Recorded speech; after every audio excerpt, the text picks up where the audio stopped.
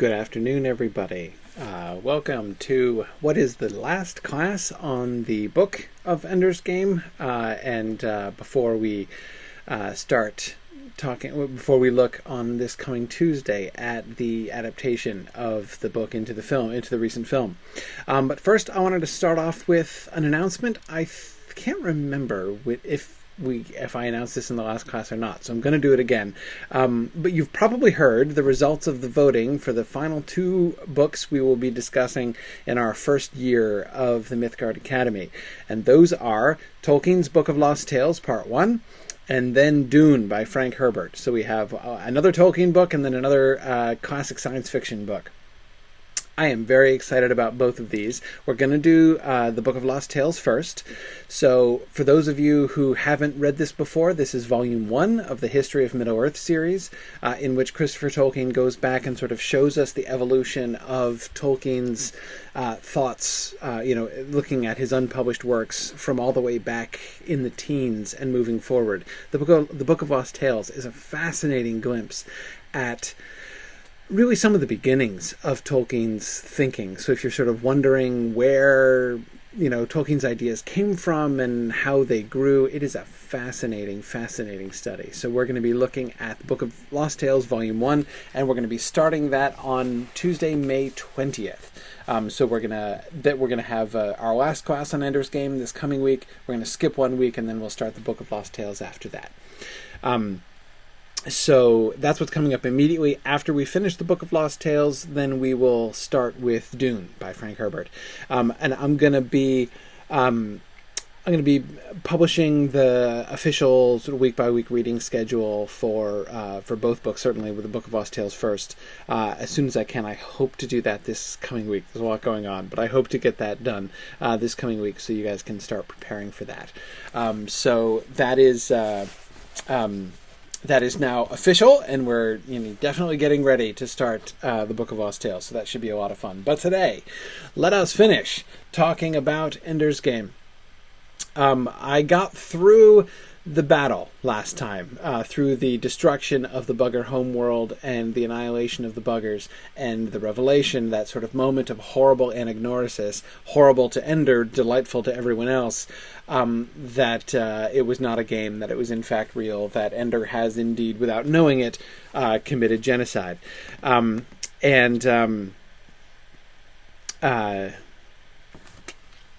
so we're going to look at Chapter 14, the final chapter, I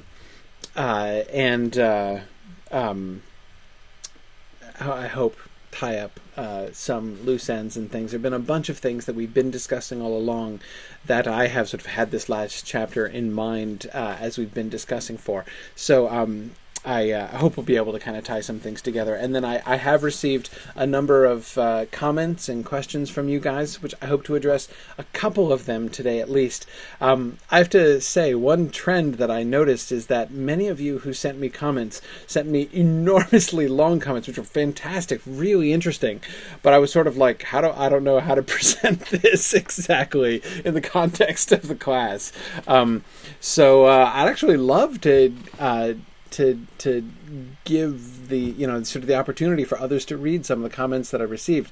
I'm not quite sure actually the mechanism for that yet, but maybe we'll think about that and kind of get back to you. But anyway, I do have a few of them that I do want to touch on, and some of the things that you guys emailed me about I was planning to talk about today anyway, so we'll sort of do those as we go along. Now, I want to begin, where we start chapter 14 seems to me pretty interesting. In the conversation between Anderson and Graf, one of the things we notice right away is that now that Ender is done, that is, he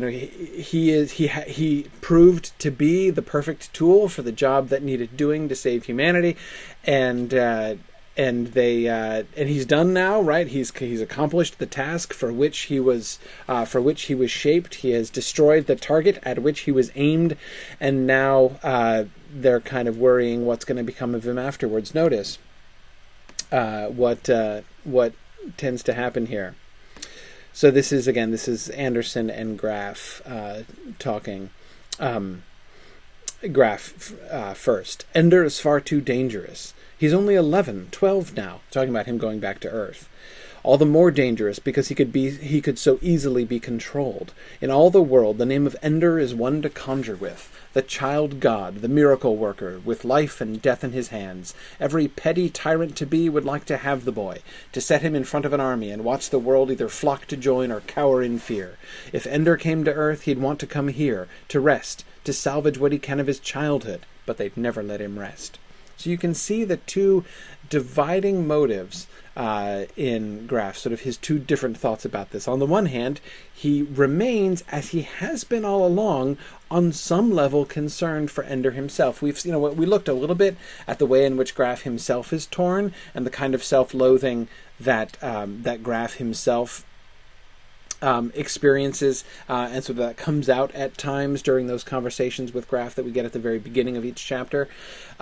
So we know that he has had compassion on Ender, that he does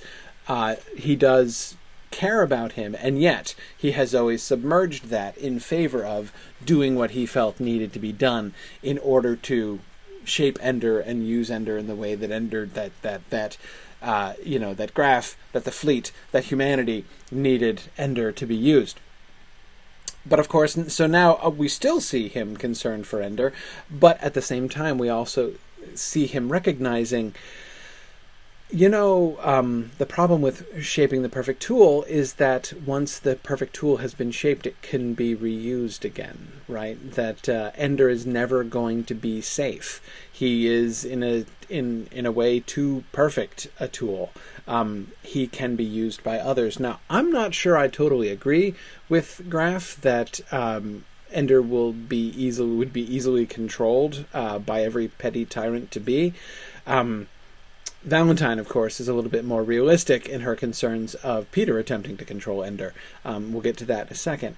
But again, we can see, one of the things that the fleet is kind of caught in here is having created Ender and having shaped him to be a tool. Now we see the kind of anxiety, right? We see the sort of consequences of this. Once you dehumanize him, once you set him aside, the way that they're thinking about him here, I think, is really revealing, right? They're thinking of him in this dehumanized way. Again, he's like a weapon that could be stolen and used by somebody else. They're not thinking of him as a person who actually could be free to make his own choices here. It's like they've conditioned themselves in their own thinking about Ender. Even Graf, who does seem to have, I am willing to believe, some level of genuine empathy for him and genuine compassion for him.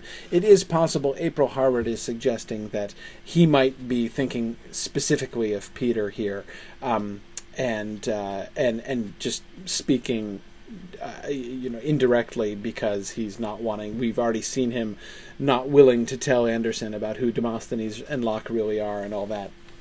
It is possible that he is only really thinking of him being used by Peter, possibly. But again, to me, it fits. Again, it's of a piece with the way that they've been treating Ender, the way that they have, in a sense, trained themselves to regard and to sort of utilize Ender, that he could be utilized by others, that he is a danger now. Looking specifically at Peter, this is in the conversation with Valentine, where she's talking about that. Valentine says, "Funny, isn't it, that Peter would save millions of lives through the Locke compromise that sort of headed off the war, while I killed billions," says Ender. "I wasn't going to say that. So he wanted to use me. He had plans for you, Ender. He would publicly reveal himself when you arrived, going to meet you in front of all the videos. Ender Wiggins' older brother, who also happened to be the great Locke, the architect of peace. Standing next to you, he would look quite mature, and the physical resemblance between you is stronger than ever. It would be quite simple for him, then, to take over." "Why did you stop him?" "Ender, you wouldn't be happy spending the rest of your life as Peter's pawn." "Why not? I've spent my life as someone's pawn." "Me too," says Valentine. Yeah, it's funny. Gerald points out that from early on in the book, the officers were always worried that Ender was too easily influenced, and Gerald points out it worked for them, so they worry, right? Again, it is a danger, right? When you have made him into a tool, when you have dehumanized him, and then you have made him into a weapon, which conceivably other people could use. Again, their foundation for thinking that somebody could manipulate him and use him is based on the fact that they manipulated him and used him, right?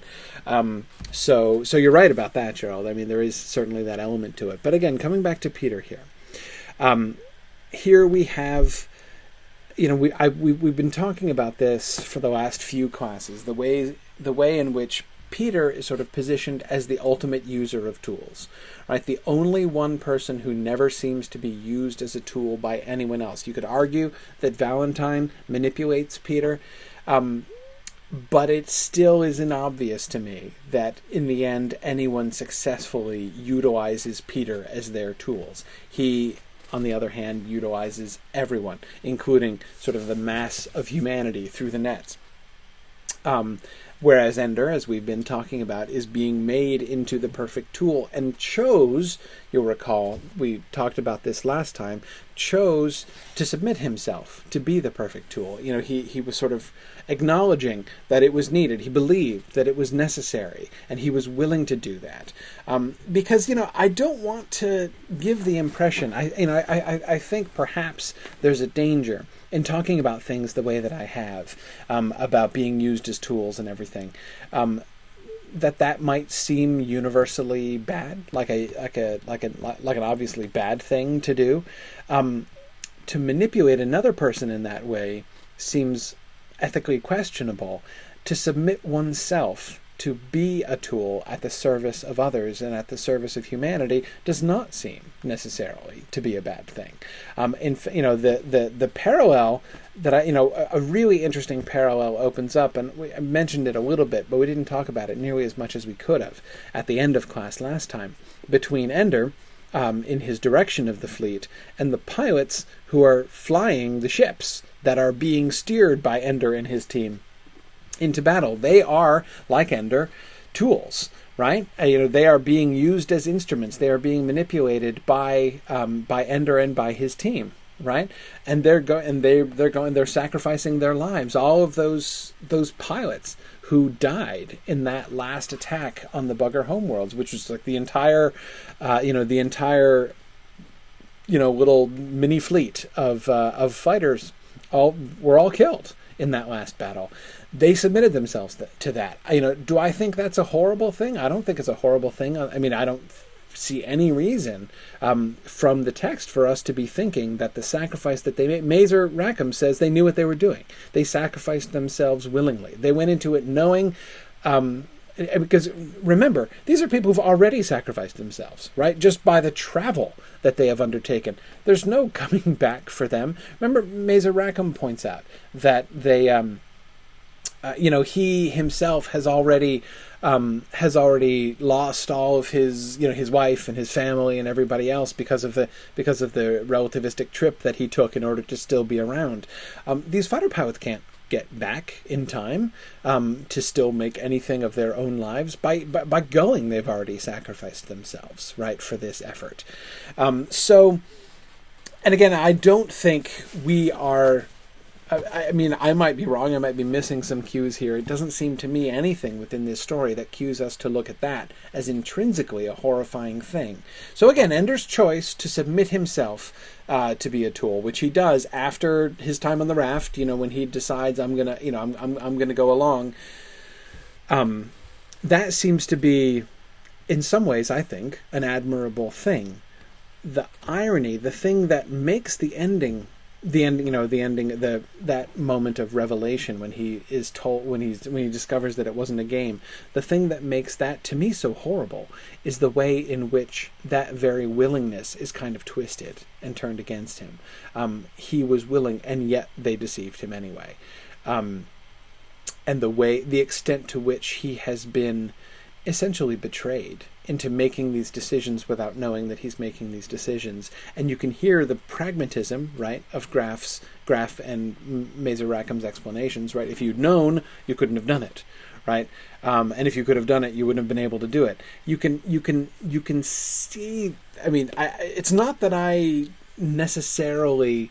I can see their reasoning there, but it doesn't change the fact that it's kind of awful, and that it has deprived him. Kate, I think Kate Neville puts it in a really good way. Exactly what I was thinking, Kate. They ended up robbing him of the choice he had been prepared to make. Absolutely, I agree, and manipulated him into a position where he made the great decision, the decision to destroy the bugger homeworld, the decision which made Ender the instrument of genocide, the instrument of the destruction of entire worlds worth of intelligent beings.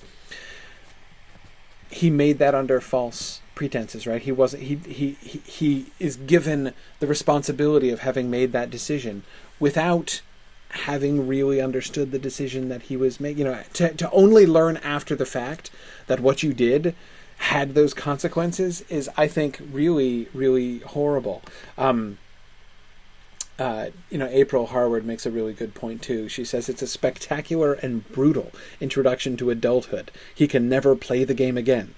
In fact, will he ever be able to play any games ever again? Right? And April, that's one of the things that we've seen going on with Ender all the way through, and it's one of the things that I guess another way in which I love the title. Ender's Game. Think of all the games that he's played. We've seen him play 3 games, right? We've seen him play his game with the simulator, which turned out not to be a game, at command school. We've seen him play the battle room game in battle school, which again was not really a game. Sort of was a game and wasn't a game. And then you have the fantasy game, right, on the computer, which was a game, and yet has, as we've seen, these resonances which go way beyond just that game. Yeah. Oh, good. April was reminding me of the game that he plays in the game room with the older boys as a launchy. Yeah, and even there you can see sort of the anticipation of the games to come. Anyhow. Going back to my point about tools and thinking about Peter here, getting back to this passage, Ender. This seems to be what Ender's ultimate destiny is likely to be, if he returns to Earth. And so we have Valentine asking him not to return to Earth, but she's not just asking her. She doesn't just come up and be like, "Hey, Ender, I've got an idea. How about you not return to Earth?" Right? She's already arranged everything. She's got everything. The press release is ready to go out. Right? Not just the fact that he's not going to return, but that he is going to go off, to a colony and he's going to govern the colony. This is, so she's already set all of this up already, and so he asks. They have this exchange soon after this. "I know what you're thinking, Ender. You're thinking that I'm trying to control you as much as Peter or Graf or any of the others." "It crossed my mind," he admits. "Welcome to the human race. Nobody controls his own life, Ender. The best you can do is choose to fill the roles given you by good people, by people who love you. I didn't come here because I wanted to be a colonist. I came because I've spent my whole life in the company of the brother that I hated. Now I want a chance to know the brother that I love before it's too late, before we're not children anymore." Here, Valentine points to something that is really crucial. Again, we've had this dynamic of who are the users of the tools and who are the tools. This issue raised way back in the first class, in the terminology that Graf was using about how humanity needs some to serve as tools, right? Serve as tools to serve humanity. And we've been talking about, what is humanity? What even does humanity mean? And who exactly is using whom and all that stuff. Of course, what we also have seen, and we're thinking about what we were looking at in the second part, in the latter part of class last time, when we were looking at the similarities and the contrasts between the human fleets and the bugger fleets, and here we have again, that contrast, the thing that separates humanity from the buggers, the number one difference is the fact that the buggers are tools. They are perfect tools. They act in perfect coordination, and their discipline is excellent, right, as Ender was observing from looking at their ships and their flight patterns, because they're not independent beings at all. Ender is, we say Ender is the perfect tool. No, Ender's not the perfect tool, right? The perfect tool is one to whom you can speak telepathically, and who has no thoughts other than your own thoughts, right? The Ender, Ender tries to sort of mimic that, right? And the coordination between him and his team begins to look like a bugger fleet, as Mazer Rackham points out. But of course, as we were looking at before, they're not. They're fundamentally a human fleet. They can act independently. They can do their own thing. They can make their own decisions. Each one of them has their own independent, free mind. That is... So when Valentine says, welcome to the human race, she's drawing attention to this, right? When you have... the only way that you could have perfect harmony among people is in a situation like the bugger situation, right? Like in the bugger race, where you have one hive mind, right? That resides in the hive queen, and then you have all of the worker buggers who have no personality, no individual mind, no individual thought, and they all work in perfect unison and perfect harmony, right? That's very easy. That's not how it is with human beings, right? They don't act like that, because each one of them has their own individual ego, their own individual will, their own individual intelligence. They necessarily, each one of them is making their own choices, is deciding things for themselves, is considering themselves, and therefore is going to be inescapably attempting to use other people. The alternative to using other people is never being in contact with other people, right? To be completely isolated. In order for human beings to operate together, people are going to have different roles in relation. There's always this complex negotiation of using others and being used by others, to sort of put it into those terms. So Valentine says, welcome to the human race. Nobody controls his own life. You're not a hive queen, and you can't be a hive queen, and you're not a worker either. The best you can do is choose to fill the roles given you by good people, by the people who love you.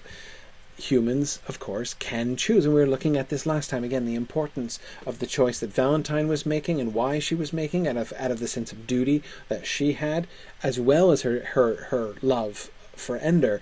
And then you also have Ender's choices that he was making before and that he is being called upon to make again now. So we have the Valentine pointing to, I think, one of the really clear, important differences between bugger civilization and human civilization, and by sort of contrasting those two, the two intelligent species that we get in these stories, buggers and astronauts, which have been paired with each other from the beginning. We can see this is the fundamental contrast between them. So it's not that using others as tools makes you like the buggers. Exactly. It's not as simple as that, right?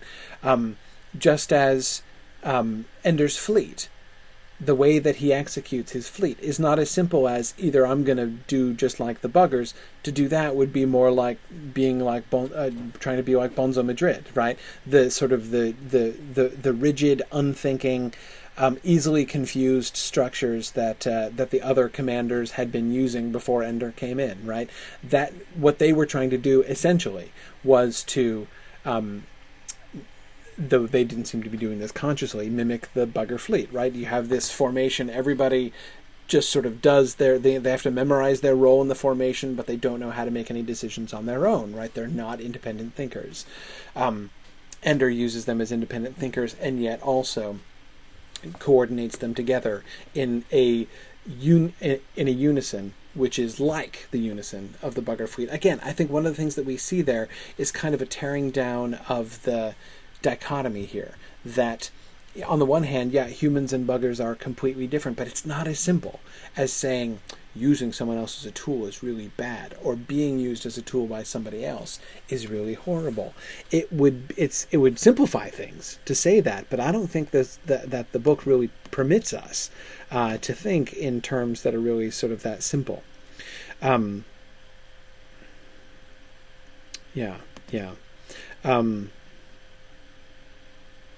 Good. Sorry, I was just scanning some.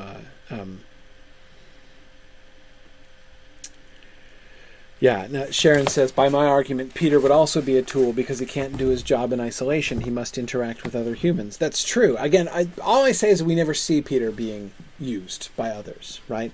In a sense, I think that Peter is kind of provided to us in this story. He's kind of at the end of almost every at one end of almost every pole, I think. He's a kind of extreme case. Peter Wiggin operates to me in this story as a kind of, almost like a kind of test case for humanity and monstrosity and all these other things that we've been talking about. So Sharon, I agree. I mean, I don't want to oversimplify that.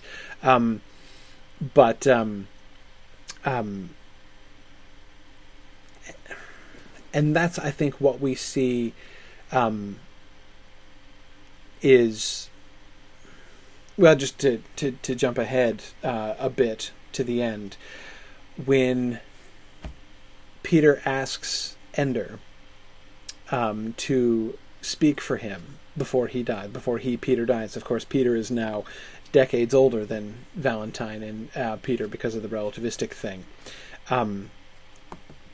He asks Ender to speak for him, right? If you can speak for the buggers, you can speak for me. So, of course, what is happening, right? Peter, right before his death, is attempting to use Ender one final time, right? To make Ender his tool, his instrument again, to sort of rehabilitate him and sort of tell his story and immortalize him. But Sharon, your point was making me think of this because, of course, Peter is also used as well. The hive queen and the hegemon, that text which tells their two stories becomes Holy Writ, becomes an instrument, right, of sort of spreading this viewpoint throughout the other worlds that grow up after the colonies continue. So, in a sense, Peter is himself also an instrument. Peter himself is also, as he is asking Ender to sort of be Peter's tool one more time, he also is submitting himself through his story, through the telling of his story, to be an instrument in a sense to further this final thing that Ender is doing in being a speaker for the dead at the end. We'll come back to that a little bit later, but Sharon, that was just what you were making me think of there.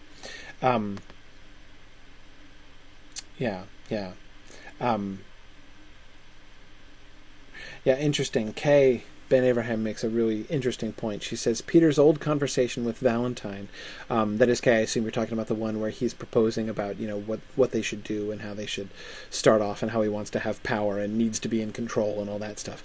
That his old conversation with Valentine makes him sound like a captive of his own cruelty and ambition. Perhaps toolhood can be internal as well as between people. Is Peter Wiggin happy? He gets what he wants, right? He becomes hegemon, right? Peter Wiggin rules the world and seems to rule the world for like his whole life, as far as we can tell. Seems to rule the world for like 60 years. All of his dreams have come true, right? He has accomplished all of his goals. Is he happy? Is he satisfied? The picture that it seems to me that we get of Peter at the end is of Peter isolated. Obviously he's surrounded by other people. He's got other contacts. He's got other people to either be his friends or to be tormented by him. I don't know, but the community that we see Peter in, the only place where we see him in a community of his peers is with Valentine and Ender, right? And we see the way in which his own, Kay, on your terms, his own cruelty and ambition have, distanced him from the beginning, from Ender. And from Valentine, and then even when he brings Valentine in, and the two of them are working together, when Valentine and Peter are working together as Demosthenes and Locke, it's one of the only times we really see Peter in any kind of community with another person, right? Where he's not deceiving them, where he's not just deceiving them or just manipulating them, but where he is really working. And you see, basically, Peter's only peers are his siblings, right? There's no indication that we have that Peter finds a peer anywhere else outside of his family, and we see him distance himself from them, and in the end, he's cut off from them, and we see him aging and dying on his own back on the earth. The earth is Peter's. He's welcome to it, and he's left on his own there. So there's a kind of isolation, it seems to me, that Peter Wiggin is left in by this story. And that seems to be, so Kay, again, I'm thinking of your comment about him being a captive to his own cruelty and ambition. In the end, being the only one who doesn't submit himself to be a tool for anyone else doesn't actually seem to be a very good position. We've already seen it appear to be correlated with some pretty monstrous behavior, some pretty monstrous cruelty, and inhumanity, in as much as that word means anything anymore at this stage in the class. But nevertheless, it also seems to be ultimately to be cut off from everyone else. Peter on Earth is almost like the Hive Queen with whom he's paralleled, right, at the end. You've got Peter, the master manipulator, and everyone on Earth who has been manipulated into doing his bidding, and he's alone, right? He does not have community. And in the end, it's almost like he's sort of reaching out to Ender and to Valentine before his death. It seems, a kind of recognition of his own loneliness. I don't know. I mean, I might be going too far there, but that's kind of how it strikes me, thinking in these directions. Yeah, I agree with April Harvard here. I find it interesting, she says, that we only learn about Earth from an extreme distance, a distance not only of space, but of time, right? We hear about, I know the Ansible goes instantaneously, but again, they are so removed from, from the generations that have passed on Earth that I'm talking about the time gap between their experiences. We hear about peace and prosperity, but it reminds me of the rumor of America from our history, where we are depicted as a land of endless opportunity and the streets were paved with gold. There's peace there, presumably, but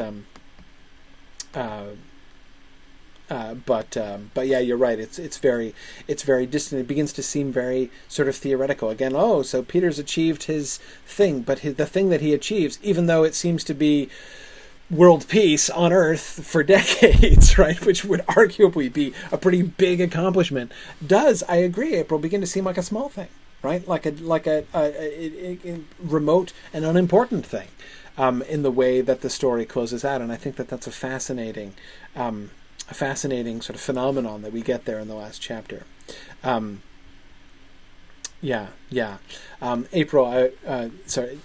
April, we have two Aprils in class today. Both of you are contributing a lot, so I'm trying to not confuse you. April Cleaver, I'm going to get back to the comment that you just made. We're coming to that in a little bit. Okay, I want to go back a little bit, because sort of in thinking about this and about being tools and being in community with each other and submitting to one another and to serve and to be served by one another, I want to go back to thinking about the relationship between Ender and the buggers. One thing that we skipped from chapter 13 was the sequence of dreams that he has leading up to the final battle, and I want to make sure to go back and look at those in order to, because they are, directly anticipating the final sequence of the story, which obviously I want to talk about. So this is the night before his very first battle. His night before the first real battle, the first actual confrontation with the buggers. Okay. He had been dreaming that buggers were vivisecting him, only instead of cutting open his body, they were cutting up his memories and displaying them like holographs and trying to make sense of them. It was a very odd dream, and Ender couldn't easily shake loose of it, even as he walked through the tunnels to the simulator room. The buggers tormented him in his sleep, and Mazer wouldn't leave him alone when he was awake. Between the two of them, he had no rest. Ender forced himself awake. So notice this image. Of course, we know in retrospect that these are not just dreams, right? That he is, in fact, in touch with the bugger hive mind through the Ansible in some method which I don't fully understand. I have to confess that I get when we get to the Ansible and the communication with the buggers and everything else, I get pretty firmly into suspending disbelief mode. I find further if I really try to kind of interrogate the sort of the physics of all this stuff, I start to get really distracted. So I hope you will at least temporarily join me in ignoring all that, and let's focus on what happens. So Ender is he has this dream, and in his dream he dreams of the relationship between himself and the buggers as a hostile one, right?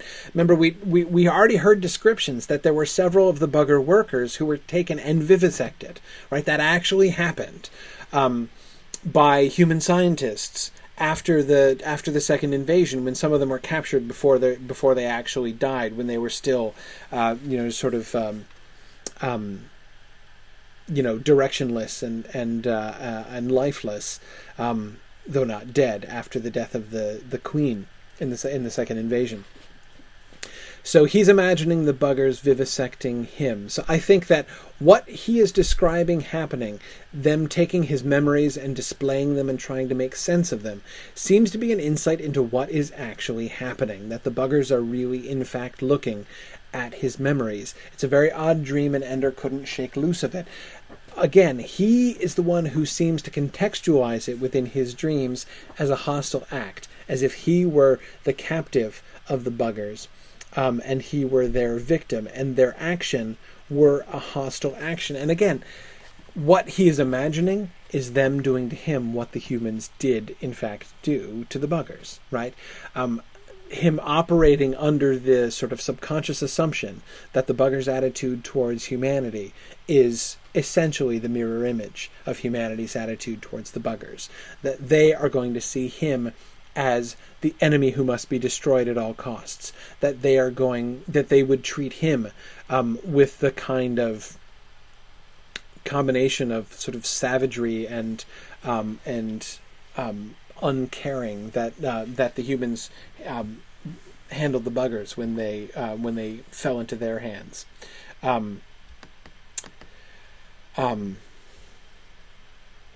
Good. Now, the second dream, we get to a familiar landscape.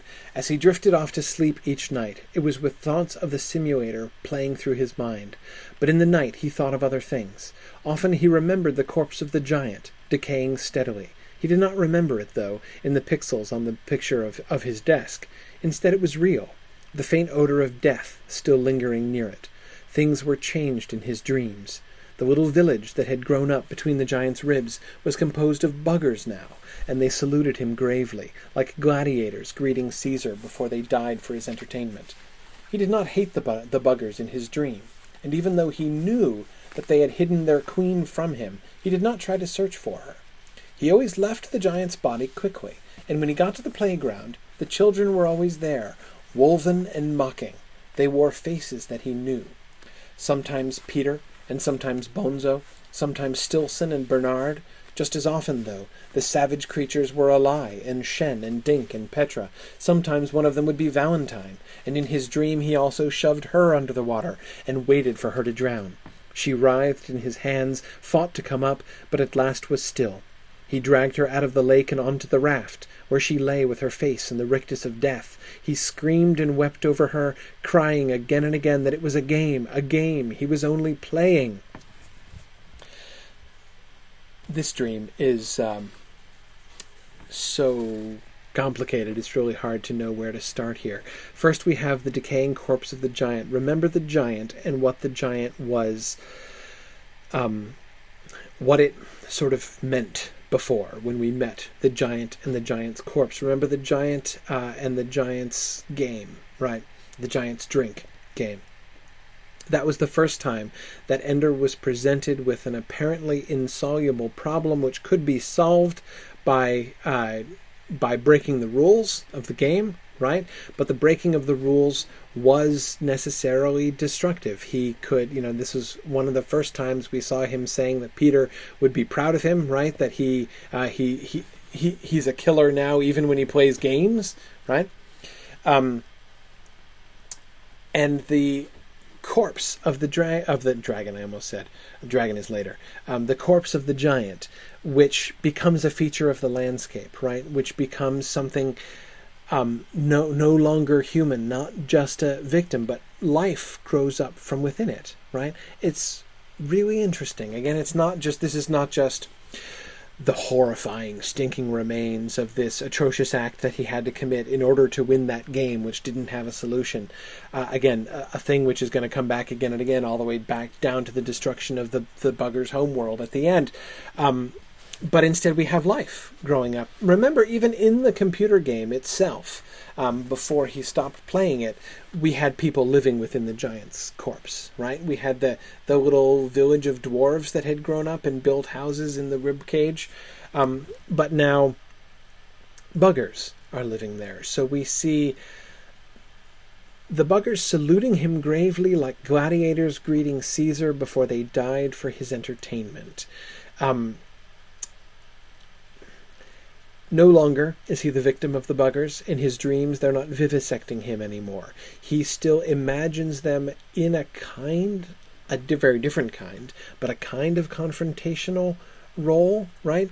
Not exactly friends, not exactly allies, but they're accepting.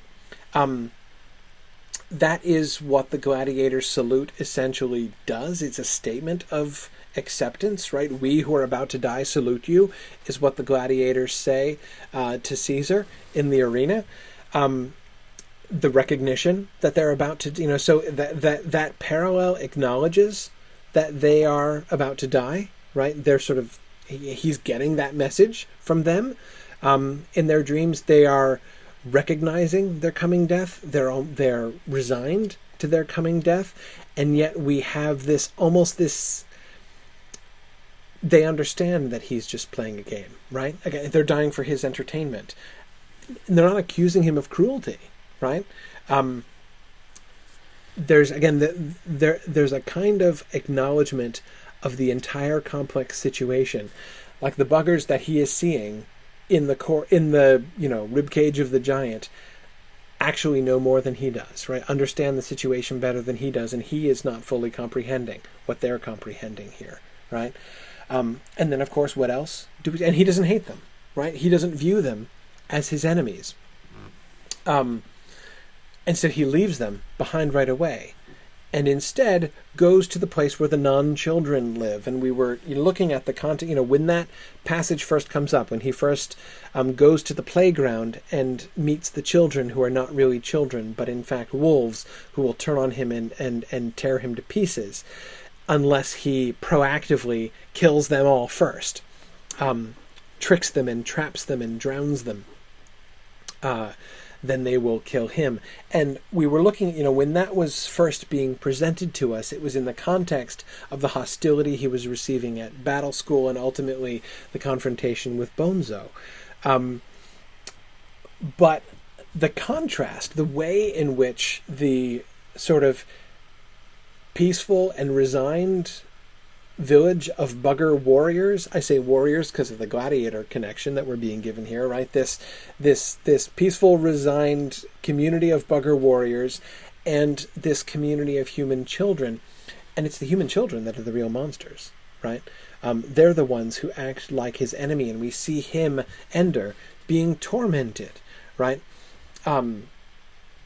Being tormented by not only the fact that all of these other humans that he knows, some of whom were his enemies, like Peter and Stilson and Bonzo, and some of whom were his friends, like Eli, Shen, Dink, Petra, and even Valentine, all of them turn out to be inhuman. All of them turn out to be monstrous, and he is forced to kill all of them, coming finally to that enormously poignant vision of himself killing Wolf Valentine, only then to drag her out of the lake where he's drowned her in the lake, and to drag her out onto the raft where she lay with her face in the rictus of death. Again, these are dreams that the buggers are, in a sense, inciting, right? We learn that they have been sifting through his memories, that they have been getting to know him, that they have been contacting him and communicating with him and receiving communication from him, even though he doesn't realize it, even though he doesn't recognize it. So these dreams that he has are, to some extent, not in his control, and to some extent are just a recapitulation and kind of juxtaposition of his own memories, right? But they're also clearly playing on his own fears and insecurities as well. The way in which his enemies and friends are mingled together among the children wolves, right? The way in which these creatures are simultaneously his friends and peers, but also monsters who must be destroyed, lest they destroy him.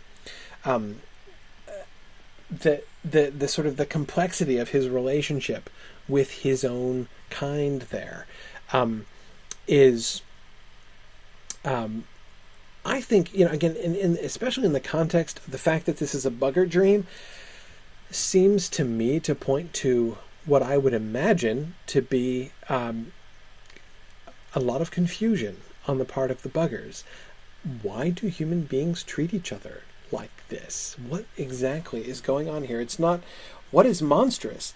Whether it's the children wolves themselves or Ender himself who are monstrous, there's a lot of monstrosity going on in that playground, right, among these non-children, Ender included.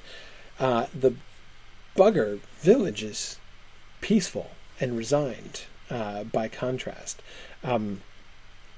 And it really, I think, and the way in which Ender's own uncertainties, the ways in which he has been kind of rationalizing things are kind of taken away from him, are really sort of exposed.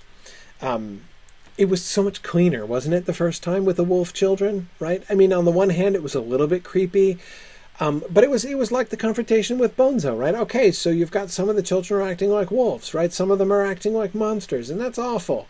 Bonzo and these other guys who are trying to kill Ender, that's terrible. And Ender, he has to protect himself, right? I mean, what else can he do? The alternative is death. That's true in the game, right? It was actually true in that bathroom when he was fighting with Bonzo. He's got to kill or be killed. What else can he do, right? It was, even then it seemed it was already a little bit difficult, but it was much cleaner then compared to now when we see it again, as if, I think, through the bugger's eyes, right? To me, the juxtaposition of Peter and Stilson and Bernard and Bonzo with Eli, Shen, Dink, and Petra and Valentine is to me almost as if, I'm tempted to read that, almost as if the bugger's asking, or so what is the difference exactly? What is the distinction? But you guys are all humans, right? You all are. You're like, each one of you is a queen intellectually, right? Why are you doing this? Why are you like this?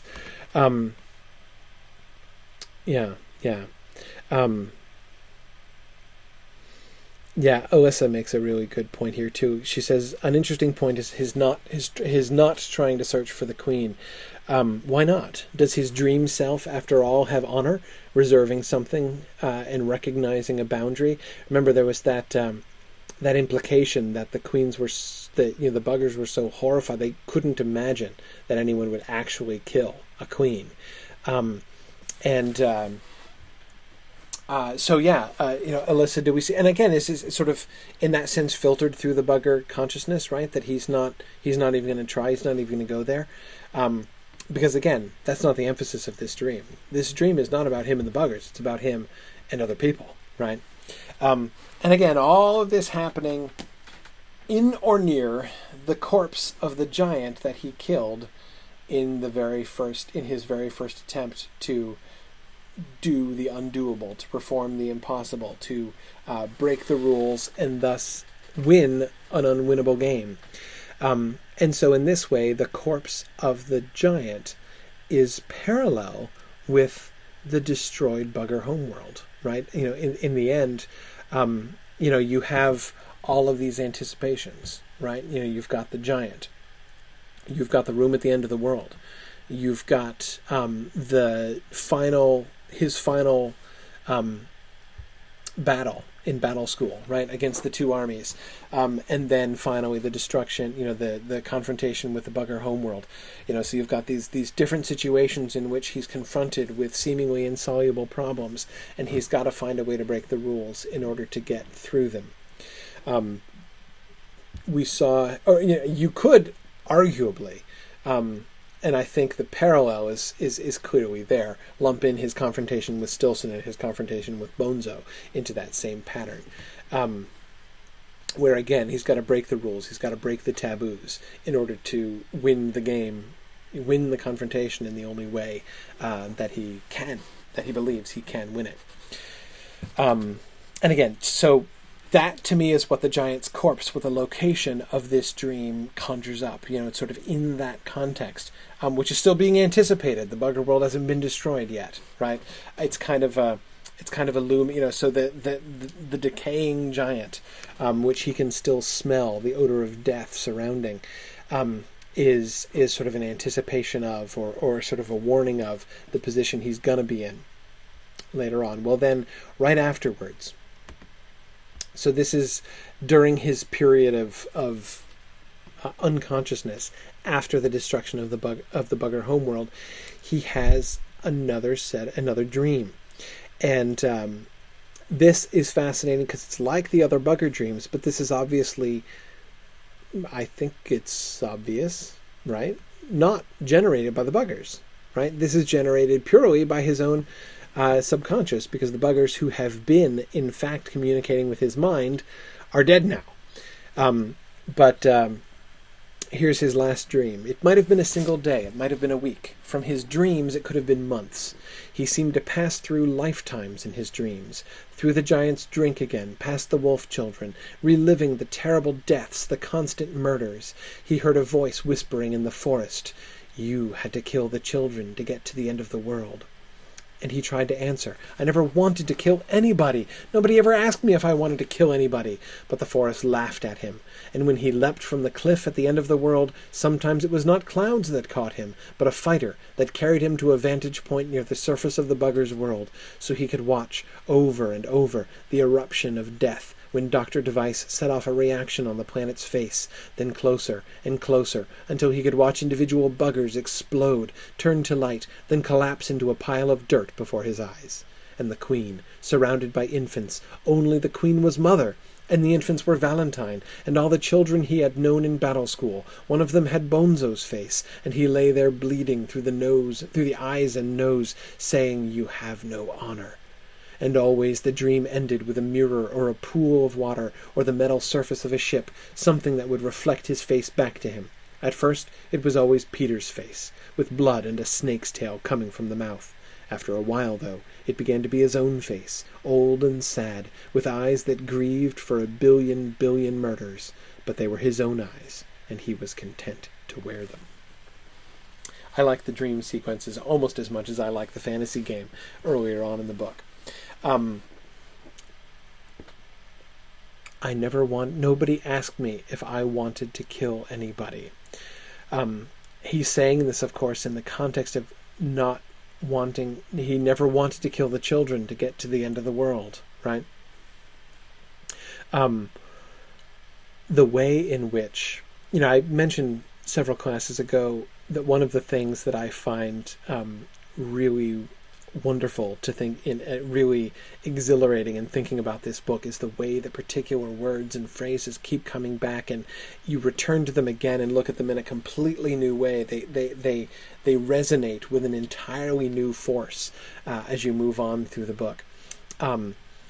Things like buggers and astronauts, for one thing, for instance.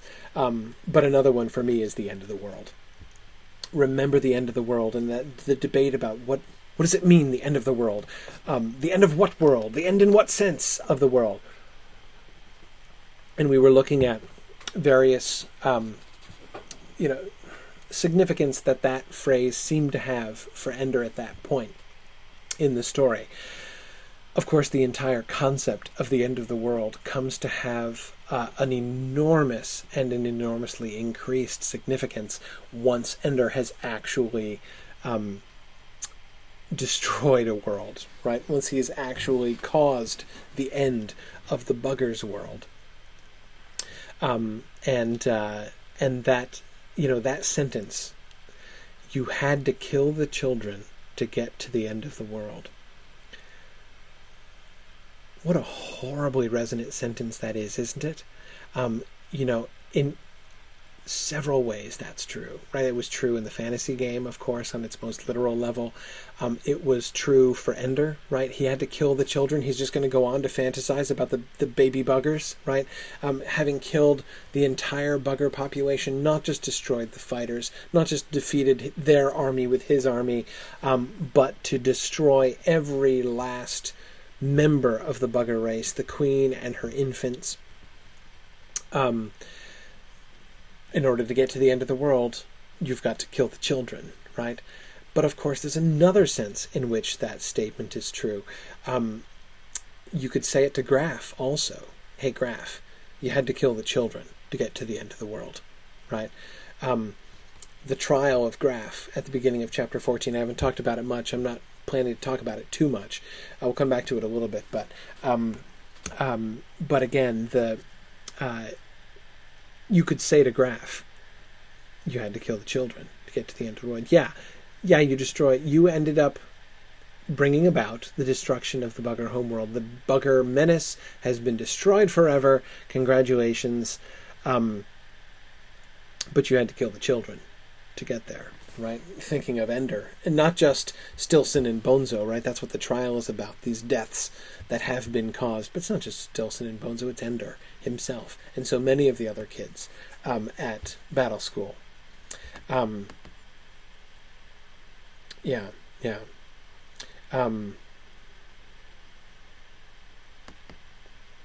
Good. Sorry, looking at a few of your comments here.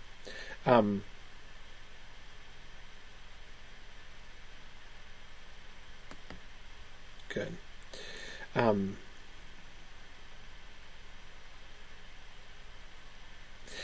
April Harward, I agree with you. April argues that in the end, he recognizes that he's not Peter, right? He sees the face in the mirror, and at first it's always Peter's face. We've seen his fear again and again. I am really Peter, right? Either I'm becoming Peter, or truly deep down I am Peter. I am just as cruel. I am just as heartless. I am just as much of a monster as Peter, with the bloody tail of a snake sticking out his mouth. That identification with Peter that the image in the mirror seems to imply. And the reassurance that Valentine wants to give him, you're not Peter. And you'll notice also, I think I mentioned this, but it bears mentioning again, the way in which Valentine, one of the things that really jumps out at me in their conversation on the raft is the way in which Valentine's reassurances of Ender begin to sound incredibly empty, I think, not just to Ender, but to the reader as well. When she keeps insisting, you're not like that, you're not like that. We know he is like that, right? When he says, like, I am really good at proactive battles and I can hurt people when I need to hurt people, and she's like, no, you wouldn't. And we're like, actually, yeah, Valentine, he would.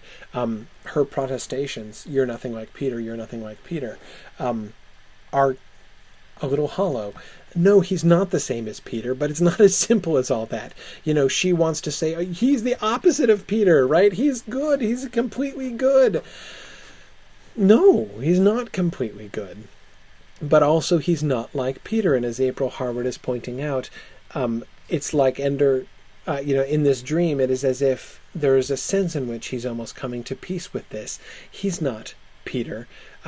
It's his own face. His own face, old and sad, with eyes that grieved for 1 billion murders.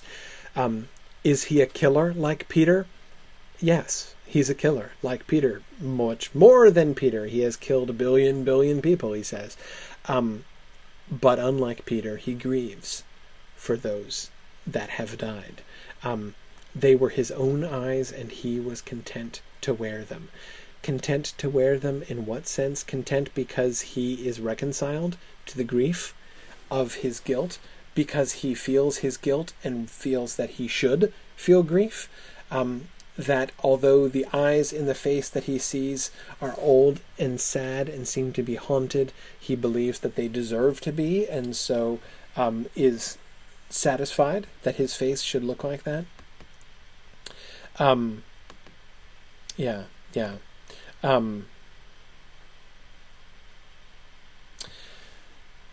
Good. Sharon asks a question. Sharon, that was exactly... You remember when I said it's obvious that this dream isn't coming from the buggers, and then I kind of paused and said, I think it's obvious? Sharon, the thought that crossed my mind as I was in the middle of uttering that sentence was exactly the question you've just asked, which is, could Ender be communicating with the remaining larval queen's mind in this dream of the end of the world? Is the larval queen learning about his grief at the genocide? I don't know. It's exactly that thought that gave me pause. It's possible, maybe. I am kind of inclined to think no. Inclined to think that this dream is just his own. But I don't know. Like I said, I as soon as I said it was obvious, I was like, wait a second, hang on, there is another possibility. I don't know. Certainly, the larval queen does seem to understand that he does grieve for the 1 billion murders. So, maybe, Sharon, you could argue, as you're suggesting, that this dream is the mechanism by which she is, by maintaining a connection with him after the destruction of the bugger homeworld, she is understanding his reaction to it, understanding that he didn't know what he was doing, and that once he did understand, he was sorry. Seems possible. April Harwood agrees, thinks it's possible. April says it could be. It's what she was born for, to communicate with humans. Maybe. Kate Neville asks, is there a way in which the human children are to the adults as the buggers are to the queen, especially in a society that limits childbirth? They seem to be considered extensions of society, valuable only for the way in which they can serve humanity as a whole. I think there's a parallel there. I think especially with the childbirth limitations, that does make a kind of sense, but that's monstrous. Not in the buggers. In humans, it's monstrous, right? To treat another sentient being that way, to treat another rational being that way, the way that the buggers treat their children, is wrong. The buggers would agree that it was wrong. One queen doesn't treat another queen that way, right? So it seems to be one way, perhaps, in which, in viewing the buggers as monstrous and horrible, the humans are projecting onto them their own sort of monstrosity.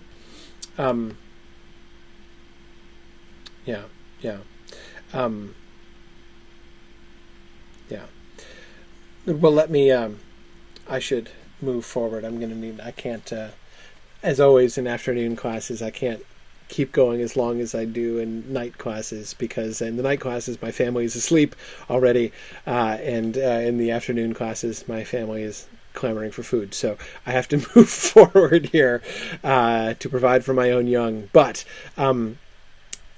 it's worth remembering, of course, that Ender's own response. This is his response to the, killing the children in order to get to the end of the world.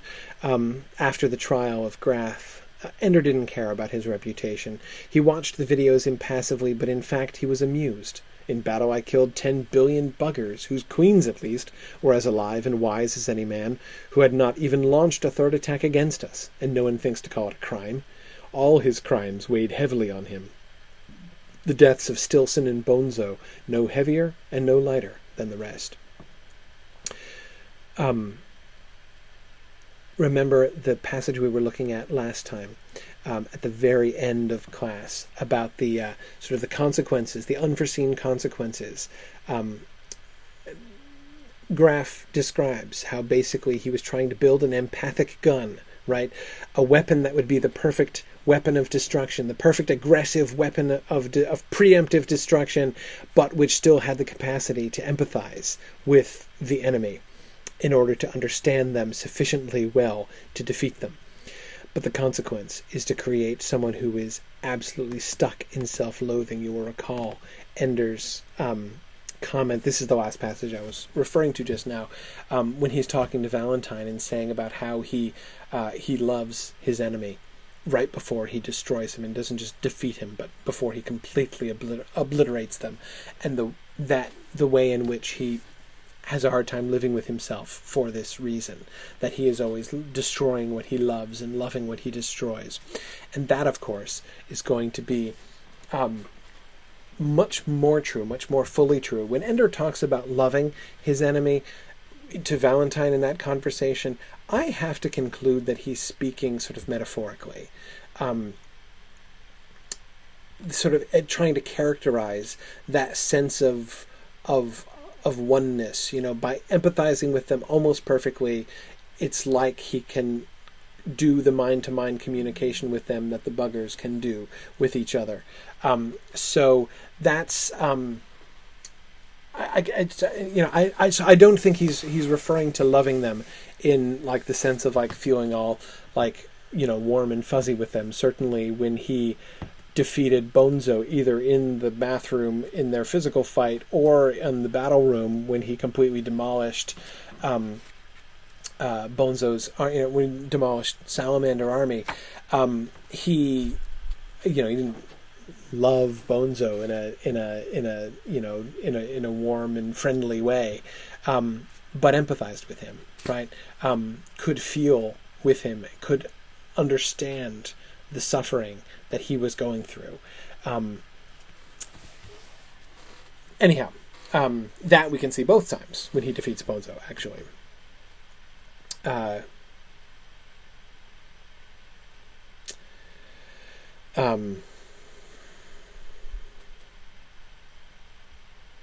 Okay. Sean Hyde asks, can we make anything of the fact that the number of buggers that died keeps changing by orders of magnitude? You're right, Sean. We've got, 10 billion and billion, a billion, billion. And I think we can make something of that, Sean, which is simply that the number is really huge, right? That is, none of those numbers seem to be any attempt at precision. But all of them are expressions. They're all given in the context of Ender's mind trying to grapple with the enormity of what he did, right? Of what happened, of what was caused through him, though unknowing by him. That the enormity of it, to murder an entire species, is so hard to grapple with that in thinking about the number of creatures that he did away with, he just keeps sort of piling these enormous numbers on. That, anyway, Sean, is how I understand it. But let's look at that final sequence. I want to make sure that we get through this, even if I have to save some of the questions that you guys sent for the beginning of next class when we talk about the film. But I want to get through this closing sequence no matter what happens. This is, of course, Ender and the larval queen at the end of the world. The room was as it always had been. Ender remembered well enough to look for a snake on the floor, but there was only a rug with a carved snake's head at one corner. Imitation, not duplication. For a people who made no art, they had done well. They must have dragged these images from Ender's own mind, finding him and learning his darkest dreams across the light years. But why? To bring him to this room, of course, to leave a message for him. But where was the message, and how would he understand it? The mirror was waiting for him on the wall. It was a dull sheet of metal, in which a rough shape of a human face had been scratched. They tried to draw the image I should see in the picture. And looking at the mirror, he could remember breaking it, pulling it from the wall, and snakes leaping out of the hidden place, attacking him, biting him wherever their poisonous fangs could find purchase. How well do they know me, wondered Ender. Well enough to know how often I have thought of death, to know that I am not afraid of it. Well enough to know that even if I feared death, it would not stop me from taking that mirror from the wall.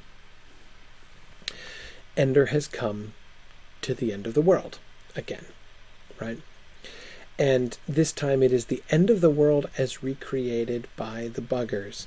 And this is sort of the final moment that we need to put next to those other end of the world moments. When we were comparing the end of the world the first time he goes, right, when he stomps on the heel of the snake, and then the other snakes come out from behind the mirror, the one that he's remembering here, and bite him to death. And then the second time when he goes and he is not sure whether he intends to eat the snake or what he's going to do, but he ends up kissing the snake, and it becomes Valentine, and the mirror opens, and they walk through among the cheering crowds who all bear Peter's face.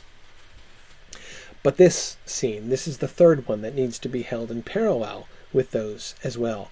The real world, end of the world, where he is confronting the end of the bugger world, and where they have made these parallels, and it invites us to recall those other things, those other moments, those earlier times. What did he do? How did he escape the end of the world? This is the one time, the end of the world. Remember, it was noteworthy at the time. Every other time he breaks the rules, it is by doing something violent, right? Every other time he emerges from a seemingly impossible situation, he breaks the rules in order to do it. It's associated with violence, murder, or both, right? Stilson, Giant's Drink, Bonzo, even the last battle in Battle Room, the way he breaks the rules and has them just go through the door without winning the game. Of course, the destruction of the bugger homeworld in the end. The one difference, the one place in which he breaks the rules and solves the puzzle is when he kisses the snake instead of killing it, right? It's the one thing that kind of jumps out that doesn't fit that pattern, that preemptive violence pattern that we get everywhere else in the story. And of course, it's that moment that the buggers are capturing here, that the buggers are alluding to. Remember when you kissed the snake, you escaped, you got past the end of the world by kissing the snake, by kissing your enemy. And what happened when he kissed the snake? What did it become? His sister, right? It became Valentine. It turned out that the snake was his sister. And you'll remember that his mind shuddered back from that. Was the snake Valentine all along? Have I been killing for months and months? Have I been squishing the head of Valentine? And he couldn't even think about it, right? Is it Valentine that's being eaten by Peter? The buggers turn out to be his sisters, right? The queen who is there, the larval queen, turns out to be his sister, so he isn't being invited again to kiss the snake and discover when he does so that she becomes his sister, even though he is horrified to think of the number of times he has killed his sister. And though we have that image of humanity there with the bloody corpse of his sister hanging out of its mouth, nevertheless, Ender is able to embrace the snake and to move past that. That seems to be the moment that the buggers are reconstructing in their rebuilding of the end of the world here. He's ready for death. He's willing to accept death. He believes that he deserves death because of what he has done, because of the murders he has committed. Instead of receiving death, he also is going to receive generosity. We have in this moment the two of them, the bugger queen and Ender, kissing each other essentially, in a scene which I find really very moving.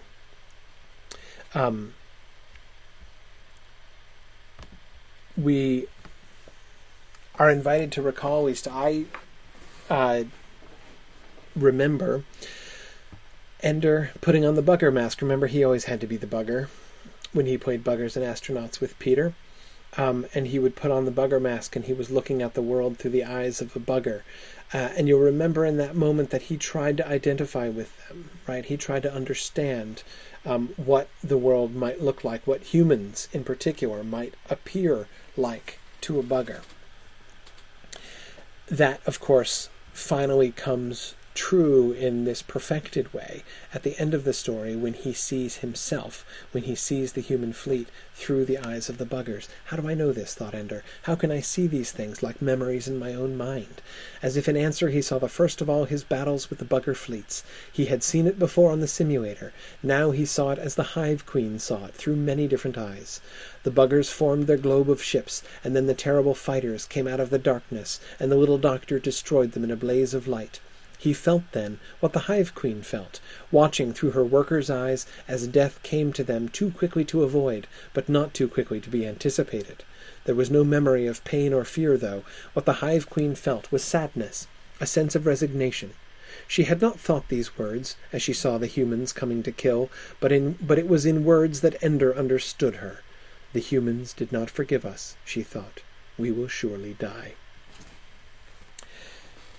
It's not just that he's seeing the other side of things, right? Again, this could be done really tritely. It could be done really simply, right? Oh, when you look at it through the eyes of the buggers, it's the humans who are awful and the buggers who are good, and the terrible humans coming in and destroying things, and that's awful. But we see, no, because the buggers also are like Ender in their own sense of self-loathing. The buggers feel guilty for what they did during their first two invasions. They didn't know. They didn't realize that they were committing murders, right? They didn't realize that each of the humans that they were destroying was an independent, rational being.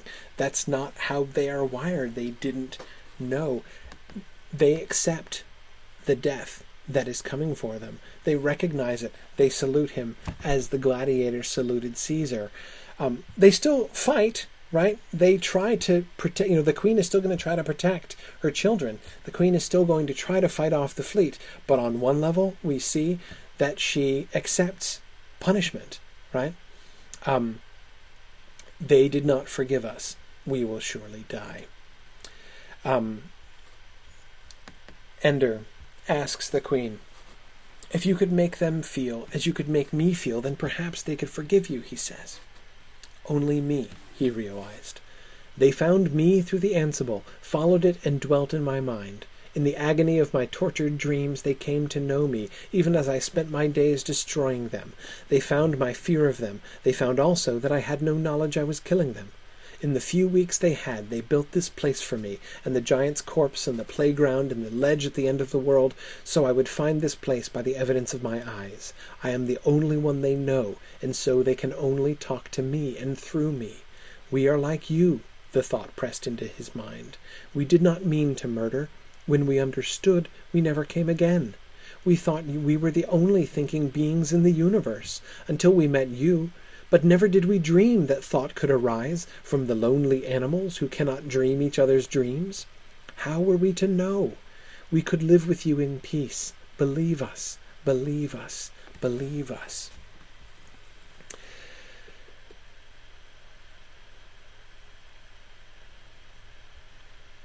We are like you. There are so many ways in which that sentence also, don't you sort of hear that sentence resonating throughout the book? And in some ways,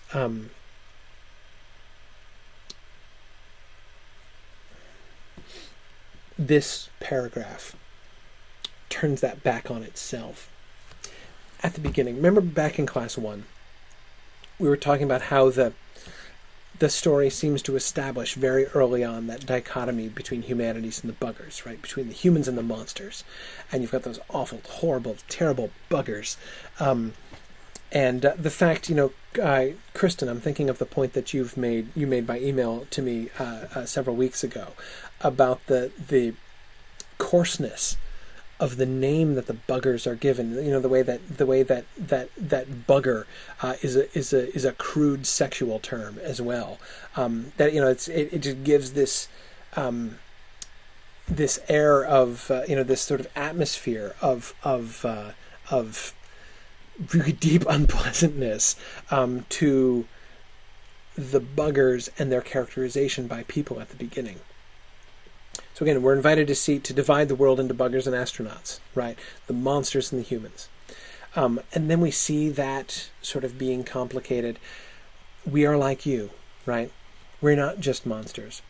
But we see it's more than just that, right? Because we've been seeing ever since the first class, that the humans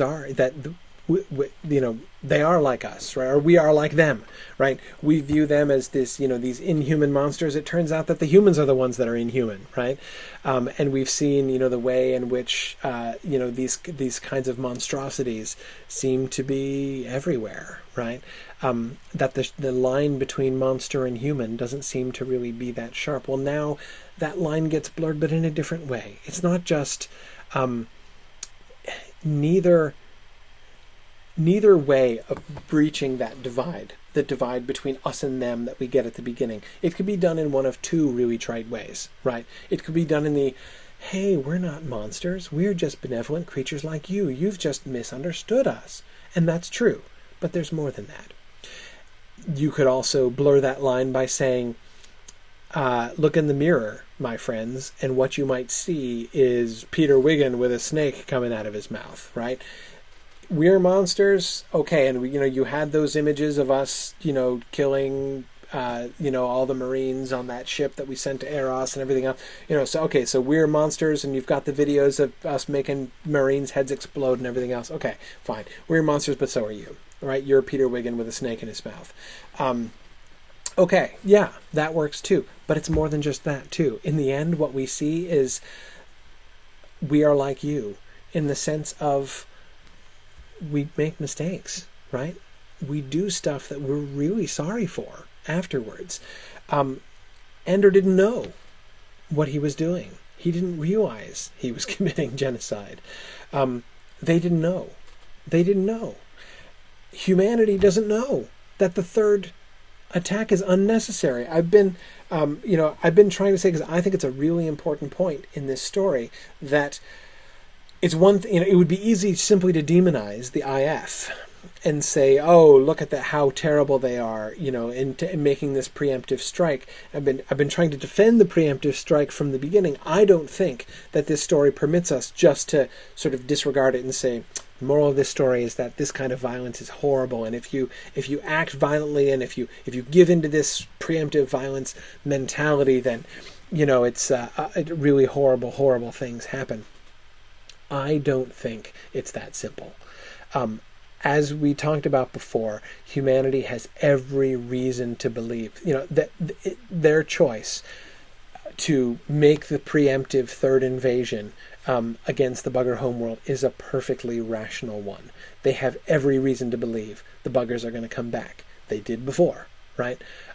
They had an opportunity to not come back, and they didn't not come back.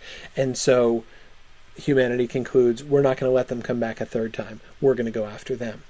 Just as Ender's choice when going after and ultimately killing the bullies who are trying to beat on him, perhaps in the first case, much more certainly in the second case, was really necessary. If he hadn't killed Bonzo, Bonzo would have killed him. That does seem to be true. And he was going to be left. This circumstance was orchestrated by Graf and Graf, that it was in fact necessary. There was no other outcome. He could not have, as his mom suggested, go find a teacher, go find a grown-up to help him. They were not going to help him. Anyway, this is at the end of the day, They made a mistake. It wasn't necessary, right? How were they to know? How were they to know? They couldn't communicate with the buggers, right? As Ender said, the real source of the bugger war is that we can't talk to each other, right? That was Graff's theory too. But remember Graff's outlook on that. If you can't talk to somebody, you can't know he's not trying to kill you, right? Yeah, they screwed up. It was a wrong call. The third invasion turns out not to have been, so we've got the horrible irony of the fact that it was all totally unnecessary, right? You've got the noble sacrifice of the pilots, of those fighters and everything else, and in the end it wasn't needed. It wasn't needed. They weren't coming back. They were peaceful. They could live in peace with the humans. But the buggers made a bad call too. The second invasion was a wrong call. Their first invasion was to find out and see if the planets were livable, and they were. And they didn't suspect that humans were intelligent creatures. How were they to know? Never did we dream that thought could arise from the lonely animals who cannot dream each other's dreams. How were we to know? They couldn't communicate. They were unable to put on the human mask in the way that Ender has ultimately been enabled to put on the bugger mask through the bugger's own communication. That connection established between the Ansible and the hive mind of the buggers is the one thing that has made all of that possible. And beforehand, neither one of them was really able to understand the other. Ender's book. It was written as if the hive queen spoke, telling all that they had meant to do and all that they had done. Here are our failures, and here is our greatness. We did not mean to hurt you, and we forgive you for our death. From their earliest awareness to the great wars that swept across their homeworld, Ender told the story quickly, as if it were an ancient memory. When he came to the tale of the Great Mother, the Queen of all, who first learned to keep and teach the new queen, instead of killing her or driving her away. Then he lingered, telling how many times she had finally to destroy the child of her body, the new self that was not herself, until she bore one who understood her quest for harmony. This was a new thing in the world. Two queens that loved and helped each other instead of battling, and together they were stronger than any other hive. They prospered. They had more daughters who joined them in peace. It was the beginning of wisdom. Remember what Valentine said about tigers, right? If humans were not killing machines, right? Humans didn't evolve to sit on rafts in the middle of lakes, right? They evolved to be killers. It's by being the most effective killers that they rule the planet instead of tigers. Okay.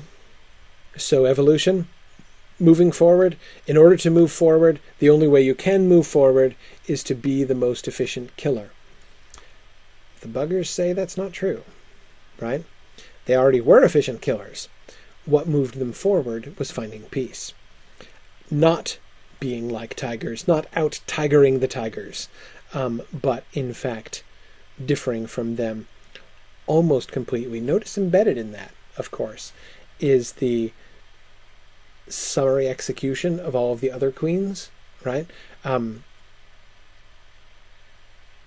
Telling how many times she had finally to destroy the child of her body, the new self that was not herself, until she bore one who understood her quest for harmony. We don't have time to get into it too much, but here's a thought exercise.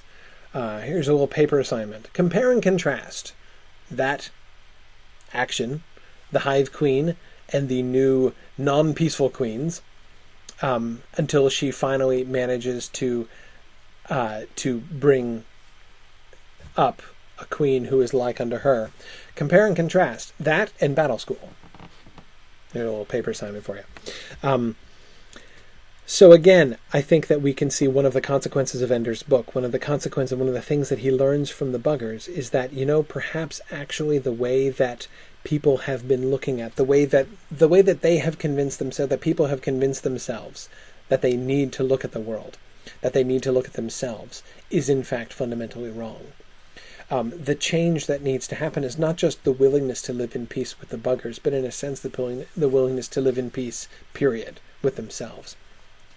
That you don't, in fact, have to be Peter Wiggin in order to do this. Yeah, Kate is saying it sounds like the breeding of Ender. Absolutely, I agree. Between the breeding plan of trying to bring Ender Wiggin into being, and then the weeding out at Battle School, yeah, it sounds a lot to me like that. But their final move is blessing and acceptance.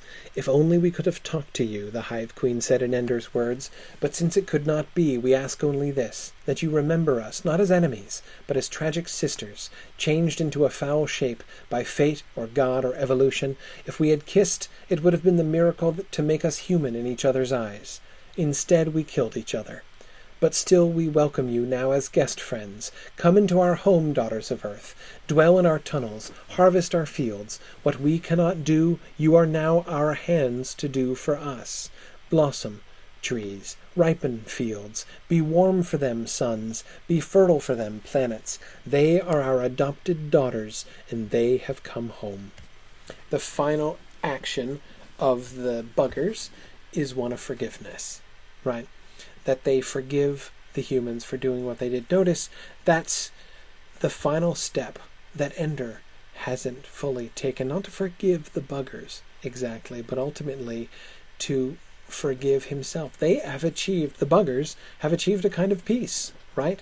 This kind of peace in forgiving the humans and in welcoming them. Ultimately, remember I was suggesting that we are like you, the parallel not just between the buggers and humanity, but between the buggers and Ender personally, right? He's the only one they can talk to. He is the one who is like them, and who reflects their mindset. His own sense of self-loathing is, we can see that mirrored. They didn't understand. They killed without realizing that they were killing, but afterwards came to understand and repented of it, and were horrified by their own actions and felt themselves to be worthy of death. Ender hasn't received death as a consequence of his crimes, but instead is, he is, they reach out to him, right? Their final action is one of forgiveness, to forgive the humans. His final action is to submit himself to become their tool.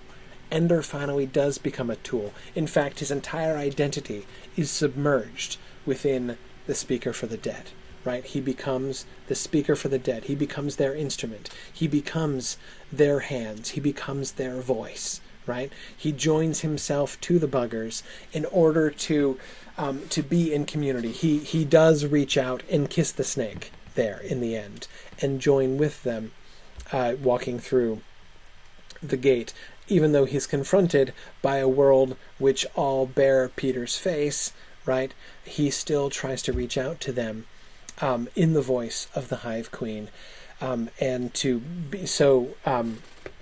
The way in which, and again, the emphasis I would place is on the choice that he makes, the choice that he makes to submit himself, to submerge himself, to be their tool.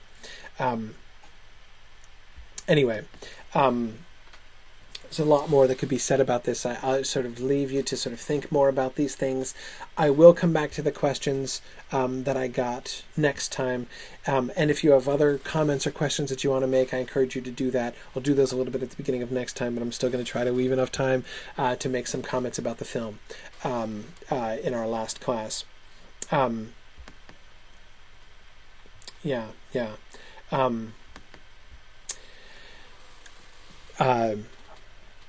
So as I said, any final comments you can feel free to send to me. Also, one other thing that I wanted to let you know, at the beginning of class next time, I hope to have a special guest, Mythgard faculty member, Professor Amy Sturgis, who teaches a class on science fiction in Mythgard. She teaches Ender's Game in her science fiction course, which she's going to be doing this coming fall and spring.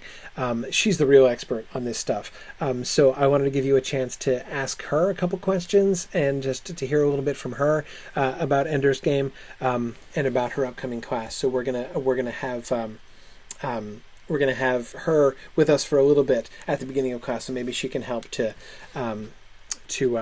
address some of the questions that you guys have asked as well. So I look forward to that, and I look forward to talking with you guys about Ender's Game one more time before we start getting ready for the Book of Lost Tales, beginning on as I say, the 20th. So 2 weeks from this coming Tuesday when we finish the Ender's Game class. So review the film. If you haven't seen it yet, go out and watch the film, and we'll talk about that on this coming Tuesday in just a few days. So thanks again, and I will talk to you guys soon. Bye now.